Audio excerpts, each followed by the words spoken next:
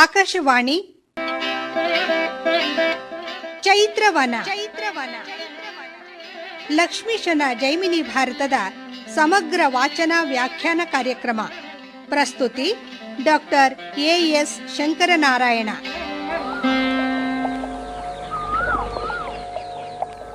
ಪ್ರಿಯ ಕೇಳುಗರಿಗೆಲ್ಲ ನಮಸ್ಕಾರಗಳು ಹಾಗೂ ಕಾರ್ಯಕ್ರಮಕ್ಕೆ ಆತ್ಮೀಯವಾದ ಸ್ವಾಗತ. ಲಕ್ಷ್ಮೀಶನ ಜೈಮಿನಿ ಭಾರತದಲ್ಲಿ ಇಂದು 20ನೆಯ ಸಂಧಿಯ ಕೆಲ ಪದ್ಯಗಳ ವಾಚನ ಹಾಗೂ ವ್ಯಾಖ್ಯಾನವನ್ನು ಕೇಳಲಿದ್ದೀರಿ. ವಾಚನ ಮಾಡಲಿದ್ದಾರೆ ಶ್ರೀಮತಿ BK ಜಲಜಾ, ವ್ಯಾಖ್ಯಾನ ಮಾಡಲಿದ್ದಾರೆ ಶ್ರೀಮತಿ ಶಾಂತಾ ಗೋಪಾಲ್.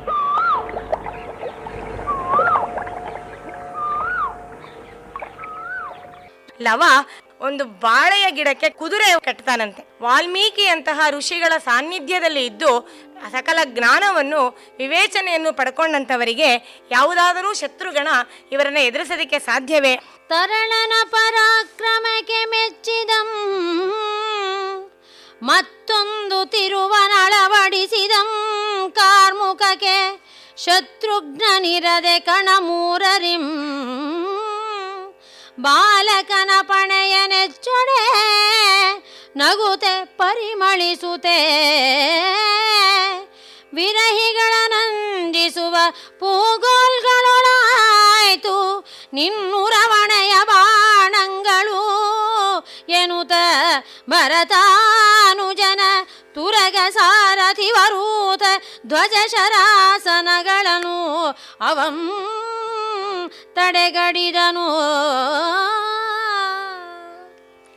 ಆ ಬಾಲಕನ ಪರಾಕ್ರಮ ಶತ್ರುಘ್ನನನ್ನ ಮೆಚ್ಚಿಸ್ತಾ ಇದೆ, ಅವನಿಗೆ ಇಷ್ಟ ಆಗ್ತಾ ಇದೆ. ಅವನು ಮೆಚ್ಚಿಕೊಂಡು ಇವನ ಬಿಲ್ಲಿನ ಹೆದೆಯನ್ನು ಇವನು ತುಂಡರಿಸಿರ್ತಾನಲ್ಲ, ಆ ಮತ್ತೊಂದು ಹೆದೆಯನ್ನು ನಗುನಗುತ್ತಾ ಅದನ್ನು ಅಳವಡಿಸ್ಕೊಳ್ತಾ ಇದ್ದಾನಂತೆ. ಅಳವಡಿಸ್ಕೊಂಡು ಮತ್ತೆ 3 ಬಾಣಗಳನ್ನು ನೇರವಾಗಿ ಆ ಬಾಲಕನ ಹಣೆಗೆ ಗುರಿ ಇಟ್ಟು ಹೊಡಿತಾನಂತೆ. ಹಾಗೆ ಹೊಡೆದಾಗ ನೋಡಿ ಲವ ನಗುತ್ತಾ ಇದ್ದಾನಂತೆ. ಗಹಗಹಿಸಿ ನಗುತ್ತಾ ಈ ವಿರಹಿಗಳಿಗೆ ಮನ್ಮಥನ ಹೂವಿನ ಬಾಣಗಳು ಯಾವ ರೀತಿ ತೊಂದರೆಯನ್ನು ಮಾಡುತ್ತೋ, ಯಾವ ರೀತಿ ಹಿತಕರವಾದಂಥ ನೋವನ್ನು ಉಂಟು ಮಾಡುತ್ತೋ ಆ ರೀತಿಯಾದಂತಹ ಪರಿಣಾಮ ನಿನ್ನ ಬಾಣಗಳದ್ದೇ ಹೊರತು ನಿಜವಾಗ್ಲೂ ಉಕ್ಕಿನ ಅಲುಗಿನ ಬಾಣದ ಒಂದು ತೀವ್ರತೆಯನ್ನಾಗಲಿ ನೋವನ್ನಾಗಲಿ ಹಾನಿಯನ್ನಾಗಲಿ ಉಂಟು ಮಾಡಲ್ಲ. ಹೋಗು, ನೀನು ಬಿಡ್ತಿರೋ ಬಾಣಗಳು ಕಾಮನ ಹೂವಿನ ಬಾಣಗಳಿಗೆ ಸಮವೇ ಹೊರತು ಅದು ಯುದ್ಧದಲ್ಲಿ ಯುದ್ಧ ವೀರ ಬಿಡೋ ಅಂತಹ ಉಕ್ಕಿನ ಬಾಣಗಳಲ್ಲ ಅಂತ ಹೇಳಿ ವ್ಯಂಗ್ಯದ ಒಂದು ಪರಿಹಾಸವನ್ನು ಮಾಡುತ್ತಾ ಲವ ಆ ಶತ್ರುಘ್ನನ ಅವನ ಎಲ್ಲ ಕುದುರೆ, ಸಾರಥಿ, ಯುದ್ಧರಥ, ಅವನ ಪತಾಕೆ ಮತ್ತೆ ಅವನ ಬಿಲ್ಲು ಬಾಣ ಎಲ್ಲವನ್ನೂ ಕೂಡ ಹಾಳು ಮಾಡಿ ತುಂಡು ಮಾಡಿ ಕೆಳಗಡೆ ಕೆಡಕ್ತಾ ಇದ್ದಾನಂತೆ. ಶತ್ರುಘ್ನನಿಗೆ ಈಗ ನಿಜವಾಗ್ಲೂ ಕೋಪ ಬರ್ತಾ ಇದೆಯಂತೆ. ಕೋಪದಿ ಪೊಸರಥ ಕಡರ್ದು ಶತ್ರುಘ್ನನುರು ಚಾಪಮಂ ಕೊಂಡು ದಿವ್ಯಾಸ್ತ್ರದಿಂದೆ ಸುತ ಬರಲು ಆಪತದೊಳೆಣಿಕೆಗೈದಣ್ಣನಂ ಮಾತೆಯಂ ನೆನೆದು ಮನದೊಳು ಮರುಗುತ ಆಪಸುಳೆ ಮತ್ತೆ ಕಡು ಧೈರ್ಯಮಂ ತವೆ ತಾಳ್ದು ಇನೋಪಮದೊಳೆಯ್ದುವ ಪಗೆಯ ಶರವ ನಡೆಯೊಳ್ ಪ್ರತಾಪದಿಂ ಕತ್ತರಿಸಿ ಕೆಡಹಲ್ಕೆ ಬಯಲಾಯ್ತು ಕೂಟ ಸಾಕ್ಷಿಯ ಸಿರಿಯೊಲೋ. ಕೋಪದಿಂದ ಶತ್ರುಘ್ನ ತನ್ನ ಹೊಸದಾದಂತಹ ರಥವನ್ನು ಹತ್ತಿ ತನ್ನ ಹೊಳೆಯುವಂತಹ ಚೂಪಾದಂತಹ ಆ ಬಿಲ್ಲು ಬಾಣಗಳನ್ನು ತೆಗೆದುಕೊಂಡು ಅನೇಕ ವಿಧವಾದಂತಹ ದಿವ್ಯಾಸ್ತ್ರಗಳನ್ನು ಬಿಡ್ತಾ ಇದ್ದಾನೆ ಲವನ ಮೇಲೆ. ತನ್ನ ದಿಕ್ಕಿಗೆ ಬರ್ತಾ ಇರುವಂತಹ ದಿವ್ಯಾಸ್ತ್ರಗಳನ್ನೆಲ್ಲ ನೋಡಿದಾಗ ಲವನಿಗೆ ಒಂದು ಸ್ವಲ್ಪ ಚಿಂತೆ ಕೂಡ ಆಗತ್ತೆ. ಆದರೂ ಕೂಡ ಕುಶನನ್ನ, ತನ್ನ ಅಣ್ಣನಾದಂಥ ಕುಶನನ್ನ ಮನಸ್ಸಿನಲ್ಲಿ ಜ್ಞಾಪಿಸ್ಕೊಳ್ತಾ ಇದ್ದಾನೆ. ತಾಯಿಯನ್ನು ಮನದಲ್ಲೇ ನೆನೆದು ಅವಳಿಗೆ ನಮಸ್ಕಾರ ಮಾಡಿ ಅವಳ ಆಶೀರ್ವಾದವನ್ನು ಬೇಡ್ತಾ ಇದ್ದಾನೆ. ಒಂದು ಸ್ವಲ್ಪ ಚಿಂತೆ ಕೂಡ ಮಾಡ್ತಾ ಇದ್ದಾನೆ. ಯಾಕೆ ಅಂದರೆ ಏನಾದರೂ ಹೆಚ್ಚು ಕಡಿಮೆ ಆದರೆ ಪಾಪ ನಮ್ಮಮ್ಮನ ಗತಿ ಏನು ಅನ್ನೋ ಅಂತಹ ಒಂದು ಚಿಂತೆ ಕೂಡ ಅವನಿಗೆ ಮನಸ್ಸಿನಲ್ಲಿ ಇದೆ.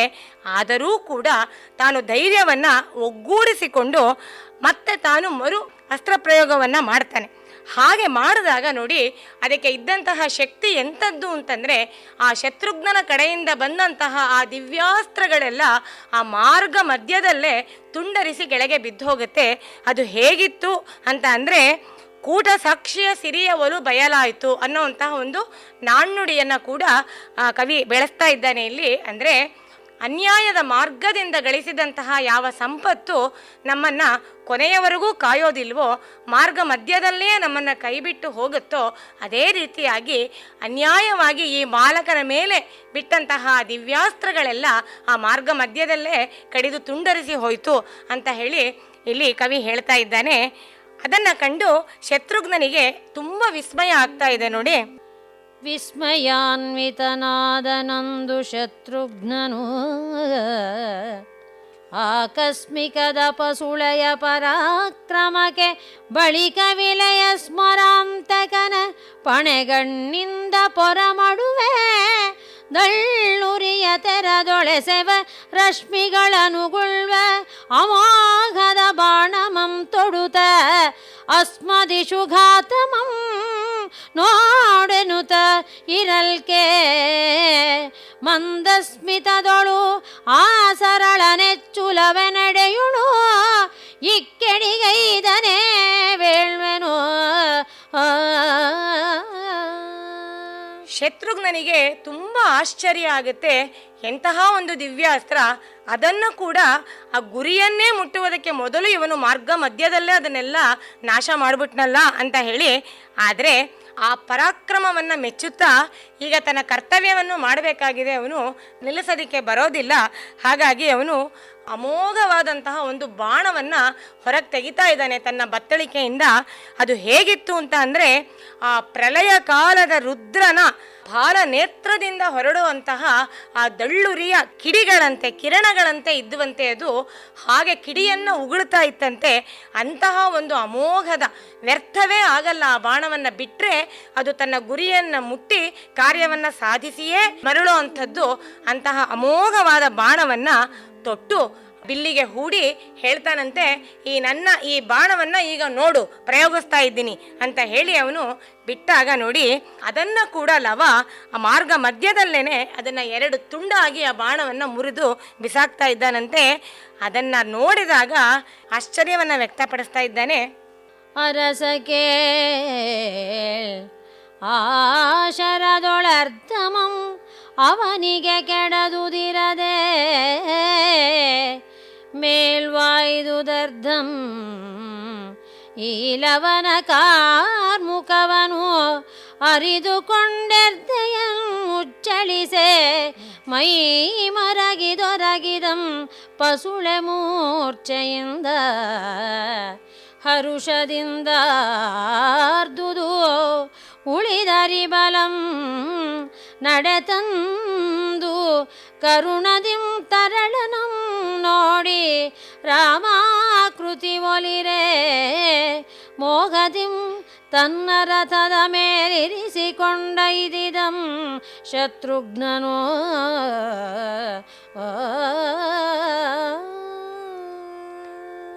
ಇಲ್ಲಿ ಮತ್ತೊಮ್ಮೆ ಘಟನೆಗೆ ಒಂದು ತಿರುವು ಬರ್ತಾ ಇದೆ. ಹಾಗಾಗಿ ಜೈಮಿನಿ ಮುನಿಗಳು ಜನಮೇಜನಿಗೆ ಅದನ್ನು ಹೇಳ್ತಾ ಇದ್ದಾರೆ. ಆ ರೀತಿಯಾದಂತಹ ಅಮೋಘವಾದಂತಹ ಶತ್ರುಘ್ನನ ಆ ಶರವನ್ನು, ಬಾಣವನ್ನು ಲವ ಮಾರ್ಗ ಮಧ್ಯದಲ್ಲೇ ಅರ್ಧ ತುಂಡನ್ನಾಗಿ ಮಾಡ್ತಾನೆ. ಆದರೂ ಕೆಳಗಿನ ಅರ್ಧ ಭಾಗ ಭೂಮಿಗೆ ಬಿತ್ತು, ಮೇಲಿನ ಅರ್ಧ ಭಾಗ ಬಾಣದ್ದು ಅದು ಹೋಗಿ ಆ ಲವನ ಎದೆಯನ್ನು ಸೀಳುತ್ತೆ. ಹಾಗೆ ಸೀಳಿದಾಗ ಅದರ ಚುಚ್ಚುವಿಕೆಯ ಘಾತಕ್ಕೆ ಲವ ಮೂರ್ಛೆ ಹೋಗಿ ಆ ರಥದಲ್ಲಿ ಬೀಳ್ತಾನೆ. ಅದನ್ನು ಕಂಡಾಗ ಈ ಶತ್ರುಘ್ನನ ಬಲವೆಲ್ಲ, ಅಂದರೆ ಲವನ ಮಟ್ಟಿಗೆ ಅದು ಶತ್ರು ಬಲ, ಈಗ ಆ ಶತ್ರು ಸೈನ್ಯವೆಲ್ಲ ಸಂತೋಷದಿಂದ ಅದು ಘೋಷಣೆಯನ್ನು ಮಾಡ್ತಾ ಇದೆ, ಸಂತೋಷದಿಂದ ಕೂಗಾಡ್ತಾ ಇದೆ.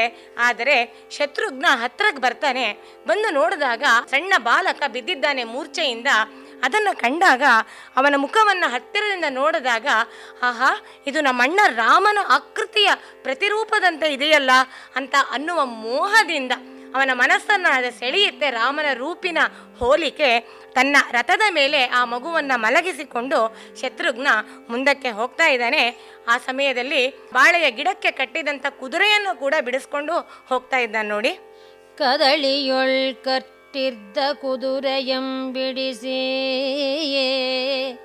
ನಗರದ ಕಡೆಗೆ ಪಡೆವೆರಸಿ ತಿರುಗಿದಂ ಶತ್ರುಘ್ನನು ಉದದಿಗೋಷದಳು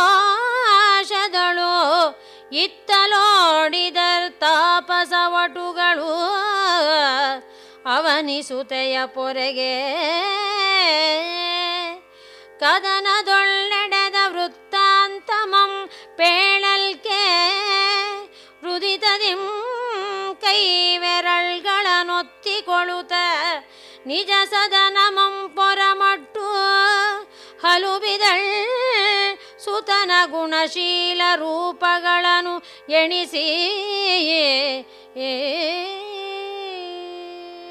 ಶತ್ರುಘ್ನ ಮೂರ್ಛೆ ಹೋದ ಆ ಮಗುವನ್ನು ಕೂಡ ಆ ರಾಮನ ಆಕೃತಿಯಂತೆ ಇದೆ ಅನ್ನುವ ಮೋಹದಿಂದ ರಥದ ಮೇಲೆ ಮಲಗಿಸಿಕೊಂಡು ಜೊತೆಗೆ ಕುದುರೆಯನ್ನು ಕೂಡ ಬಿಡಿಸಿಕೊಂಡು ಒಳ್ಳೆಯ ಸಮುದ್ರದ ಘೋಷದಂತೆ ಘೋಷ ಮಾಡ್ತಾ ಇರುವಂತಹ ಜಯದ ಜೈಕಾರವನ್ನು ಮಾಡ್ತಾ ಇರುವಂತಹ ತನ್ನ ಸೈನ್ಯದ ಜೊತೆಗೆ ತನ್ನ ಪಟ್ಟಣದ ಕಡೆಗೆ ಮುಂದಿನ ಪ್ರಯಾಣಕ್ಕೆ ಅವನು ಹೊರಡ್ತಾನೆ. ಹಾಗೆ ಹೊರಟಾಗ ಇಷ್ಟು ಹೊತ್ತು ಆ ಮುನಿವಟುಗಳೆಲ್ಲ ಕೂಡ ಪ್ರೇಕ್ಷಕರಾಗಿ ಅಲ್ಲಿ ನೋಡ್ತಾ ನಿಂತಿರ್ತಾರೆ.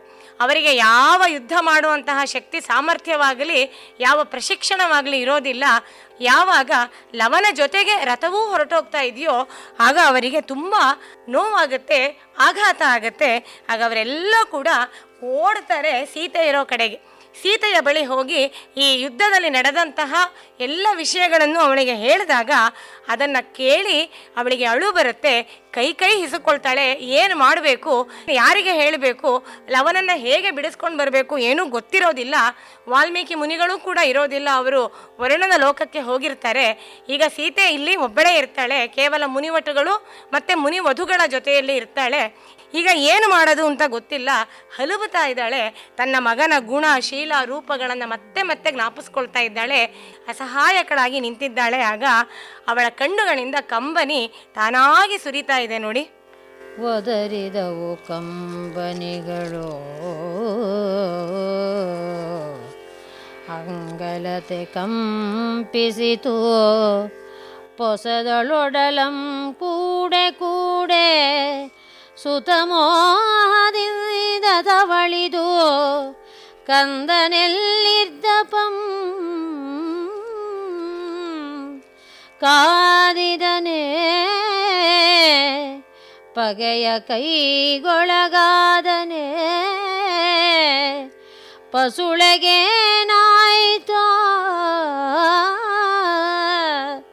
ಮಗನೆಂತು ನೊಂದನೋ ತರಳನ ಸುವಿಡಿದಿಹನೋ ಬಾಲಕನ ಮುದ್ದು ಮೊಗಮೆನ್ನ ದೆಸೆಗೆ ಸೈರಿಸದೋ ಜೀವಿಸಿ ಕೆಟ್ಟನೋ ಎಂದು ಹಲುಬಿದಳಂಬುಜಾಕ್ಷಿ ಮರುಗಿ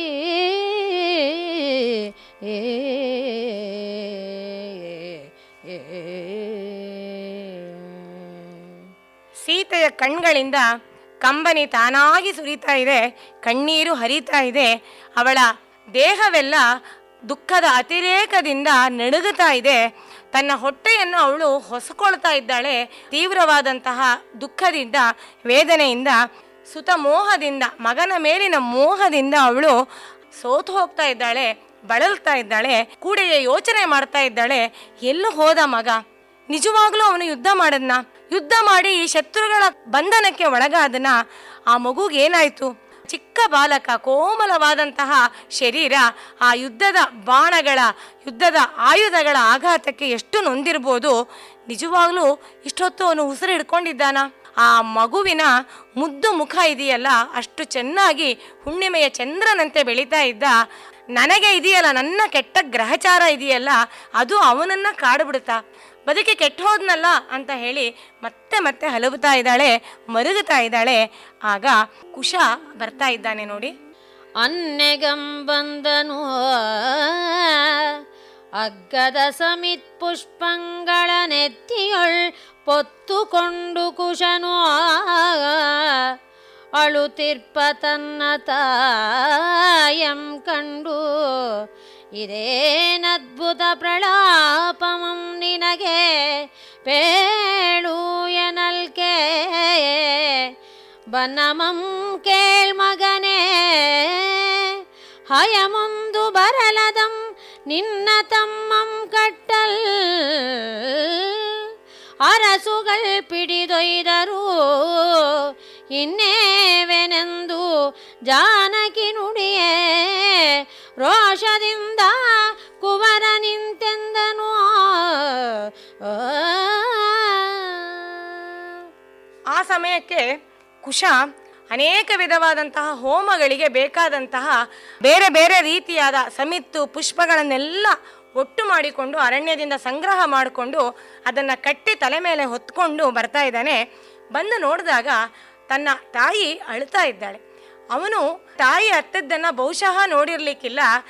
ಹಾಗಾಗಿ ಅವನು ಪ್ರಶ್ನೆ ಮಾಡ್ತಾನೆ ಅವರ ಅಮ್ಮನ್ನ, ಇದೇನಿದು ಆಶ್ಚರ್ಯಕರವಾಗಿ ನೀನು ಅಳ್ತಾ ಇದೆಯಲ್ಲ ಇವತ್ತು, ಏನಕ್ಕೆ, ಯಾತಕ್ಕೆ ಅಳ್ತಾ ಇದೆಯಾ ಹೇಳು ಅಂತ ಕೇಳಿದಾಗ ಅವಳು ಹೇಳ್ತಾಳೆ, ಮಗನೇ ಎಂತಹ ಕೇಡು ಬಂತು ನೋಡು ನನಗೆ, ಎಂತಹ ಸಂಕಷ್ಟ ಬಂದಿದೆ ನೋಡು. ಯಾವುದೋ ಒಂದು ಕುದುರೆ ಬಂತಂತೆ, ಅದರ ಜೊತೆಗೆ ಒಂದು ಸೈನ್ಯವೂ ಬಂತಂತೆ, ಅದನ್ನು ನಿನ್ನ ತಮ್ಮ ಕಟ್ಟಿ ಅದರ ಜೊತೆ ಬಂದಿದ್ದಂತಹ ಭಟರೆಲ್ಲ ನಿನ್ನ ತಮ್ಮನ ಮೇಲೆ ಯುದ್ಧ ಮಾಡಿ ನಿನ್ನ ತಮ್ಮನನ್ನು ಹಿಡಿದು ಕರೆದುಕೊಂಡು ಹೊಟ್ಟೋದ್ರಂತೆ. ನಾವಿನ್ನೇನು ಮಾಡೋದು, ಹೇಗೆ ನಿನ್ನ ತಮ್ಮನನ್ನು ಬಿಡಿಸ್ಕೊಳ್ಳೋದು, ಅವನಿಗೇನಾಯ್ತೋ ಗೊತ್ತಿಲ್ವಲ್ಲ ಅಂತ ಹೇಳಿ ಜಾನಕಿ ಅಳ್ತಾ ಇರಬೇಕಾದ್ರೆ ಇವನೂ ಸಹ ಕ್ಷತ್ರಿಯ ಕುಮಾರ ಕುಶ ಅವನು ರೋಷದಿಂದ ಹೇಳ್ತಾ ಇದ್ದಾನೆ ನೋಡಿ.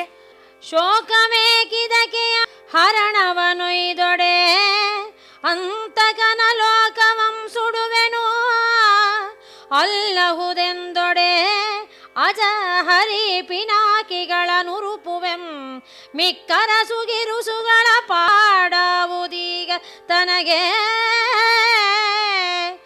ಆ ಕವಚ ಖಡ್ಗಧನುಷರ ಮಕುಟಂಗಳಂತ ಅಮ್ಮ ಕಳವಳಿಸದಿರು ಎಂದು ಅವನಿಜಗೆ ನುಡಿದೊಡೆ, ಅವಳು ಆ ಕುಶಂಗೆ ಒಳಗಣಿಂದಂಗಿಯಂ ತಂದಳು, ಅಳವಡಿಸಿ ಪರಿಸಿ ಬೀಳ್ಕೊಟ್ಟಳು.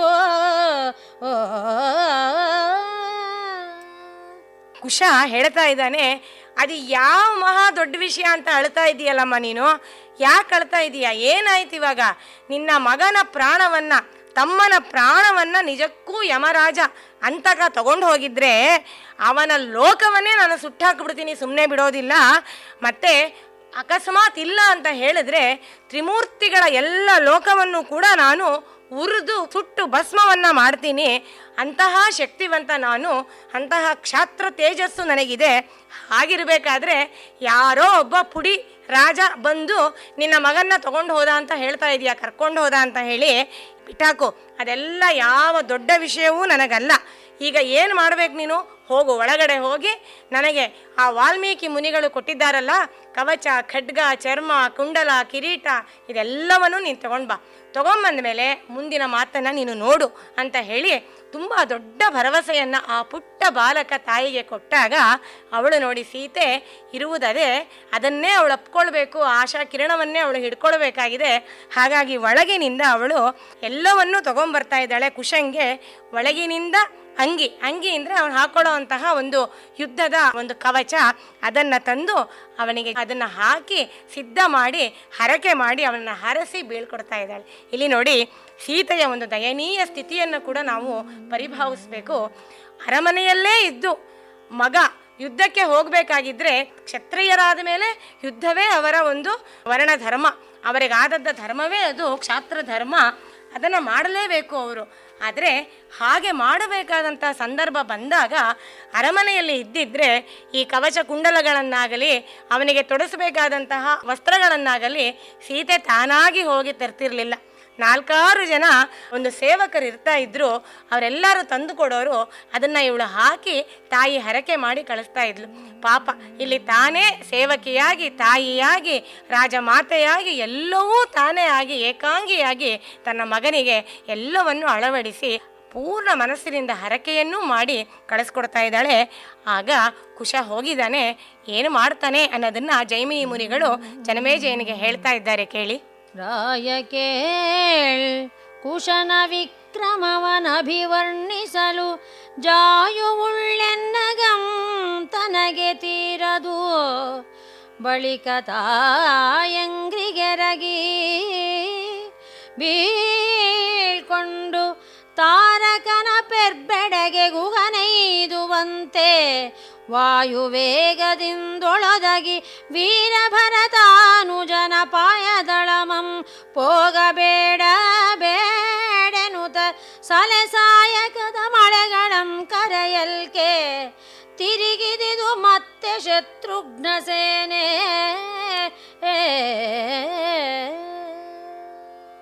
ಕುಶ ಅವನ ವಿಕ್ರಮ, ಅವನ ಪರಾಕ್ರಮವನ್ನ ವರ್ಣನೆ ಮಾಡೋದಿಕ್ಕೆ ಯಾರಿಗೆ ಬ್ರಹ್ಮಕಲ್ಪವಿರುವವರೆಗೂ ಅಸಾಧ್ಯ ಅಂತ. ಅಂದರೆ ಅಷ್ಟೂ ಕಾಲ ಕೂಡ ವರ್ಣನೆ ಮಾಡ್ತಾ ಇದ್ದರೆ ಮಾಡ್ತಾನೇ ಇರ್ಬೋದು, ಕಲ್ಪಾಂತದವರೆಗೂ ಕೂಡ ಇವನ ಪರಾಕ್ರಮವನ್ನು ವರ್ಣನೆ ಮಾಡಲಿಕ್ಕೆ ಬರುತ್ತೆ. ಅಂತಹ ಒಂದು ಕುಶ, ಪರಾಕ್ರಮಿಯಾದಂತಹ ಕುಶ ತನ್ನ ತಾಯಿಯ ಪಾದಗಳಿಗೆ ನಮಸ್ಕಾರ ಮಾಡಿ ಬೀಳ್ಕೊಳ್ತಾ ಇದ್ದಾನೆ. ಅವನು ಹೇಗೆ ಹೋಗ್ತಾ ಇದ್ದಾನಂತೆ ಅಂತಂದರೆ ನೋಡಿ, ತಾರಕನ ಪೆರ್ಬಡೆಗೆ ಗುಹ ನೈವಂತೆ. ಗುಹ ಅಂದರೆ ಷಣ್ಮುಖ ಸ್ವಾಮಿ. ಷಣ್ಮುಖ ಸ್ವಾಮಿಯ ಜನನ ಆಗಿದ್ದೇನೆ ತಾರಕಾಸುರನ ವಧೆಗಾಗಿ ಆ ಪಾರ್ವತಿ ಪರಮೇಶ್ವರರು ಅದೇ ಒಂದು ಉದ್ದೇಶದಿಂದ ಕುಮಾರ ಸಂಭವ ಆಗಿದ್ದು. ಹಾಗೆ ಈ ತಾರಕನ ಪೆರ್ಬಡೆಗೆ, ಅಲ್ಲಿಗೆ ಗುಹ ತಾನು ಹೋಗಿ ಆ ತಾರಕನ ಸಂಹಾರಕ್ಕೆ ಹೋಗೋ ರೀತಿಯಾಗಿ ಕುಶ ಕೂಡ ಶತ್ರುಘ್ನನ ಆ ಸೈನ್ಯದ ಕಡೆಗೆ ಹೋಗ್ತಾ ಇದ್ದಾನೆ ಅಂತ ಹೇಳಿ ಕವಿ ವರ್ಣನೆ ಮಾಡಿ ಇಲ್ಲಿ ಕುಶನ ಪರಾಕ್ರಮ ಎಂಥದ್ದು ಅನ್ನೋದನ್ನ ಒಂದೇ ಒಂದು ಮಾತಿನಿಂದ ಸೂಚಿಸಿಬಿಡ್ತಾ ಇದ್ದಾನೆ. ಹೀಗೆ ಹೋದಂತಹ ಕುಶ ವಾಯು ವೇಗದಿಂದ ಹೋಗಿ ಶತ್ರುಘ್ನನ ಸೈನ್ಯವನ್ನ ಹೋಗಬೇಡ ಹೋಗಬೇಡ ನಿಲ್ಲು, ನಾನು ಬಂದಿದ್ದೀನಿ, ಲವ ಒಬ್ಬನೇ ಅಲ್ಲ ನಿನ್ನನ್ನು ಎದುರಿಸ್ತಾ ಇದ್ದೀನಿ ಅಂತ ಹೇಳೋ ರೀತಿಯಲ್ಲಿ ಅವನು ಬಾಣಗಳ ಮಳೆಯನ್ನ ಕರಿತಾ ಇದ್ದಾನಂತೆ. ಮತ್ತೆ ಶತ್ರುಘ್ನನ ಸೇನೆ ಹಿಂದೆ ಬರ್ತಾ ಇದೆಯಂತೆ. ನೋಡಿ ಮುಂದೆ ನಡೆಯುವಂತಹ ಯುದ್ಧದ ಒಂದು ರೀತಿಯನ್ನ. ಪದ್ದೆರಗಿದವು ಭಟರ ಮಂಡೆಗಳ ಮೇಲೆ, ಒಡಿದು ಬಿದ್ದವು ಚಲಧ್ವಜ ಪದಾಕೆಗಳ್, ಕೂಡೆ ಧೂಳೆದ್ದು ಬಿರುಗಾಳಿ ಬೀಸಿದುದು, ಕಂಬನಿ ಕರೆದವು ಅಂದಾನೆ ಕುದುರಗಳ್ಗೆ, ಪೊದ್ದಿದ ಉತ್ಪಾತ ಭಯಕ್ಕೆ ಆಬಲಂ ಗಜಭಜಿಸುತ್ತ ಇದ್ದುದೀಚೆಯೊಳಿ ಕುಶಂ ಪೋಗದಿರಿ ನಿಲ್ಲಿ ಕದ್ದೈದುವರೆ ತುರಗ ಸಹಿತ ಲವನಂ ಬಿಟ್ಟು ನಡೆಯಿರಿ ನೀವೆನುತ ಎಚ್ಚನು. ಭಟರ ಮಂಡೆಗಳ ಮೇಲೆಲ್ಲ ಹದ್ದು ಎರಗುತ್ತಾ ಇದೆಯಂತೆ, ಬಂದು ಹಾರಿ ಬಂದು ಕುಳಿತುಕೊಳ್ತಾ ಇದೆಯಂತೆ. ಆ ಚಲಿಸುತ್ತಿರುವಂತಹ ಆ ಶತ್ರುಘ್ನನ ಸೇನೆಯ ಧ್ವಜದ ಪತಾಕೆಗಳೆಲ್ಲ ಕೂಡ ಸುರುಟ್ಕೊಂಡು ಮುರುಟ್ಕೊಳ್ತಾ ಇದೆಯಂತೆ, ಕೆಳಗಡೆ ಭೂಮಿಗೆ ಬೀಳ್ತಾ ಇದೆ. ಕೂಡೇನೆ ಧೂಳು ಏಳ್ತಾ ಇದೆ, ಬಿರುಗಾಳಿ ಬೀಸ್ತಾ ಇದೆ. ಆನೆ ಕುದುರೆಗಳೆಲ್ಲ ಕೂಡ ಕಣ್ಣೀರುಗರಿತಾ ಇದೆ. ಅಂದ್ರೆ ತನ್ನಿಂದ ತಾನೇ ಆನೆ ಕುದುರೆಗಳ ಕಣ್ಣಿಂದ ನೀರು ಸುರಿತಾ ಇದೆ. ಹೀಗೆ ಯುದ್ಧದ ಒಂದು ಸಂದರ್ಭದಲ್ಲಿ, ಯುದ್ಧ ರಂಗದಲ್ಲಿ ಅನೇಕ ವಿಧವಾದಂತಹ ಯುದ್ಧ ಸಂಬಂಧವಾದ ಅಪಶಕುನಗಳು, ಉತ್ಪಾತಗಳು ನಡೀತಾ ಇದೆ. ಹೀಗೆ ಉತ್ಪಾತಗಳೆಲ್ಲ ನಡೀತಾ ಇದೆಯಲ್ಲ ಅನ್ನುವಂತಹ ಭಯದಿಂದ ಅವನ ಸೈನ್ಯ ಗಜಬಜ ಮಾಡ್ತಾ ಇದೆಯಂತೆ. ಅವರೆಲ್ಲ ಗುಜು ಗುಜು ಗುಜು ಗುಜು ಅಂತ ಮಾತಾಡ್ಕೊಳ್ತಾ ಗೊಂದಲದ ಗೂಡಾಗಿದೆ ಅವನ ಆ ಒಂದು ಸೈನ್ಯ. ಈ ಕಡೆ ಕುಶ ಹೇಳ್ತಾ ಇದ್ದಾನೆ, ಹೋಗಬೇಡಿ ನಿಲ್ಲಿ, ಈ ಥರ ಕದ್ದು ಹೋಗ್ತಾರ ಯಾರಾದರೂ ವೀರರು? ಕದ್ದು ಹೋಗ್ತಾರಿಯೇ? ತುರಗ ಸಹಿತ ಆ ಒಂದು ಕುದುರೆಯ ಜೊತೆಯಲ್ಲಿ ನನ್ನ ತಮ್ಮನಾದಂತಹ ಲವನನ್ನು ಬಿಟ್ಟು ಆಮೇಲೆ ಹೋಗಿ ನೀವು ಅಂತ ಹೇಳಿ ಒಂದು ಬಾಣವನ್ನು ಬಿಡ್ತಾ ಇದ್ದಾನೆ. ಈ ಎಲ್ಲ ರೀತಿಯಾದಂತಹ ಲೋಕದ ಧರ್ಮವನ್ನು, ಲೋಕದ ಒಂದು ರೀತಿಯನ್ನು ಕವಿ ಇಲ್ಲಿ ಬಳಸ್ಕೊಂಡಿದ್ದಾನೆ. ಮತ್ತೆ ಶತ್ರುಘ್ನನಿಗೆ ಯುದ್ಧದ ಒಂದು ಕರೆಯನ್ನು ಕೊಡ್ತಾ ಇದ್ದಾನೆ. ಬಾಲಕನ ಆ ಬಾಣದ ಘಾತ ಇಂದ ಎಷ್ಟೋ ಜನಕ್ಕೆ ತೊಂದರೆ ಆಗ್ತಾ ಇದೆ, ಅದು ಹೇಗಾಗ್ತಿದೆ ಅನ್ನೋದನ್ನ ಹೇಳ್ತಾ ಇದ್ದಾನೆ ನೋಡಿ. ಆ ಬಾಲಕನ ಬಾಣಗಾತದಿಂದಳವಳಿದುದು ಈ ಬಲದ ಮಂದಿ, ಮತ್ತೀಗಳಿವನೋರ್ವನು ಇದೆಕೋ ಬಂದನೆಂದು ಇಸುವ ಬೆಸಗಳ್ಗೆ ದೆಸೆಗೆಟ್ಟು, ಸೇನೆ ಗಜ ಭಜಿಸೆ ಕಂಡು ಶಾಪ ಮೃಗ ಮಂಜಿ ಪುದುಗಡ, ಪುಲಿಯನೆನುತ ಮಹಾಬಾಹು ಶತ್ರುಘ್ನನು ಆಗ ನಿಜ ದಳಪತಿಯನೇ ಬೇಗ ಕಳುಹಿದೊಡೆ, ಅವಂ ಸಕಲ ಸೇನೆ ಸಹಿತ ಐದಿದಂ ಕುಶನ ಮೇಲೆ. ಆ ಬಾಲಕನ ಆ ಬಾಲಕ ಅಂದರೆ ಇಲ್ಲಿ ಹಿಂದೆ ಬಂದಂತಹ ಲವ. ಆ ಲವನ ಆ ಬಾಣದ ಆಘಾತದಿಂದ ಎಷ್ಟೋ ಜನ ನನ್ನ ಸೈನ್ಯದ ಕಡೆಯವರೆಲ್ಲ ಸತ್ತೋದ್ರು. ಈಗ ಬಲದ ನಮ್ಮ ಆ ಸೈನ್ಯದ ಶಕ್ತಿಯೇ, ಸೈನ್ಯದ ಸಂಖ್ಯೆಯೇ ಕಡಿಮೆ ಆಗ್ಬಿಟ್ಟಿದೆ. ಈಗ ಇನ್ನೊಬ್ಬ ಬಂದಿದ್ದಾನಲ್ಲ, ಇವನು ಯಾರು? ಇವನು ಕೂಡ ಹೀಗೆ ಮಾಡ್ತಾ ಇದ್ದಾನಲ್ಲ, ಅವನಷ್ಟೇ ಇವನು ವೀರನಾಗಿದ್ದಾನಲ್ಲ ಅನ್ನೋದನ್ನು ಕಂಡು ಸೈನ್ಯವೆಲ್ಲ ಗಜಬಜ ಮಾಡ್ತಾ ದಿಕ್ಕುಗೆಟ್ಟು ಅತ್ತ ಕಡೆ ಇತ್ತ ಕಡೆ ದಿಕ್ಕಾಪಾಲಾಗಿ ಓಡಾಡ್ತಾ ಇದೆ. ಆಗ ಒಂದು ಹೋಲಿಕೆ ತೋರ್ತಾ ಇದೆ ಅವರೆಲ್ಲರಿಗೂ ಕೂಡ. ಇಲ್ಲಿ ಏನಾಗಿದೆ ಅಂದರೆ ಹುಲ್ಲೆಯೇ ಹುಲಿಯನ್ನು ಎದುರಿಸ್ತಿರೋ ಅಂತಹ ಒಂದು ಸ್ಥಿತಿ ಬಂದಿದೆ. ದೊಡ್ಡ ಸೈನ್ಯ, ದೊಡ್ಡ ಸೇನಾನಿ, ಆದರೆ ಏಕಾಂಗ ವೀರನಾದಂಥ ಆ ಬಾಲಕ ಲವ ಅವನೂ ಕೂಡ ಎದುರಿಸ್ತಾ, ಈಗ ಇನ್ನೊಬ್ಬ ಬಾಲಕ ಬಂದಿದ್ದಾನೆ ಅವನಂತೆಯೇ ಇರೋವಂತಹವನು, ಅವನು ಕೂಡ ಈಗ ಎದುರಿಸ್ತಾ ಇದ್ದಾನೆ. ಇದೇನಿದು ವಿಪರೀತವಾಗಿದೆಯಲ್ಲ, ಜಿಂಕೆಯೇ ಹುಲಿಯನ್ನು ಧರಿಸಿ ಓಡಿಸುವಂತಹ ಪರಿಸ್ಥಿತಿ ಬಂದಿದೆಯಲ್ಲ ಅನ್ನೋದು ಇವರೆಲ್ಲರಿಗೂ ಮನಸ್ಸಿನಲ್ಲಿ ಮೂಡ್ತಾ ಇದೆ. ಆಗ ಆ ದಳಪತಿ ಆಗಿದ್ದಂತಹ ಶತ್ರುಘ್ನ ಮತ್ತೆ ಬರ್ತಾ ಇದ್ದಾನೆ. ಕುಶನ ಮೇಲೆ ಸಕಲ ಸೈನ್ಯಾಬಲವನ್ನು, ಸೇನಾಬಲವನ್ನು ತಗೊಂಡು ಬಂದು ಮತ್ತೆ ಆಕ್ರಮಣ ಮಾಡ್ತಾ ಇದ್ದಾನೆ. ಬಳಿಕ ಶತ್ರುಘ್ನನ ನಿರೂಪದಿಂ ತಿರುಗಿದಂ ದಳಪತಿ ಸಮಸ್ತ ಬಲ ಸಹಿತ ಆ ಕುಮಾರನಂ ಬಳಸಿದಂ ತಮ ತಮಗೆ ವಿವಿಧಾಯುಧಂಗಳಂ ಜಾಳಿಸುತ್ತೆ ವಹಿಲದಿಂದೆ ಅಳವಿಯೊಳ್ತೀವಿದವು ಕುದುರೆ ತೇರಾನೆಯಾಳ್ ಕೊಳಗುಳದಳು ಅನಿತುಮಂ ಸವರಿಸೇನಾನಿಯಂ ಕಳುಗಿದಂ ಜವವೊಳಲ್ಗೆ ಅವನ ಸಾರಥಿರಥಾಶ್ವಮಂ ಬೆರಸಿ ವೀರಕುಶನು.